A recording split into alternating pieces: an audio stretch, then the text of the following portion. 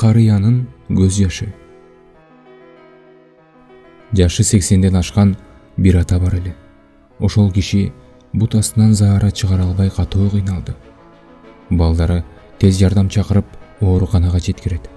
Тажрыйбалуу дарыгер ойлонбостон ишке киришет.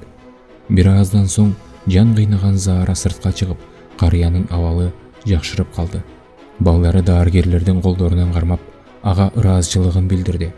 Муну көрүп турган Карыя эки ийини силкилдеп ыйлап жиберди. Уулдары таң калып: "Атаке, баары жакшы болду го, баары артта калды го, эмнеге ыйлап жатасыз?" деп сурайт. Ошондо Карыя көз жашын сүртүп: "Мына бул дарыгер бир жолу жардам көрсөттү эле, ага мактоолорду айтып, урматка бөлөдүңөр. Анын кадыры менен ордун түшүнүп калдык. Ал Алла Таала мага ушу жардамды 80 жыл бою берип, жеңилдик жасап келгенин ойлонбопмун.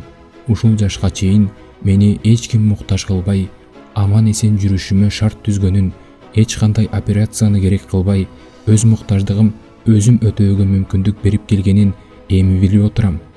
Мен Алланын кадырын ушул убакытка чейин кандай сезбей келгенмин" дейт. Чындыгында эле биз көп нерсени ушундай болуш керек, ушундай болушу милдеттүү деп ойлоп жүрөбүз. Чындыгында ээн эркин сүйлөп, бутубузду коюп басып жүрүүбүз, каалаган тамагыбызды ичип, даамын татып, жытын сезип ырахаттануубуз, ачык айкын иш ажаатыбызды кыйналбай чыгара алуубуз да Алланын чоң неаматтарынан экенин унутуп кетебиз.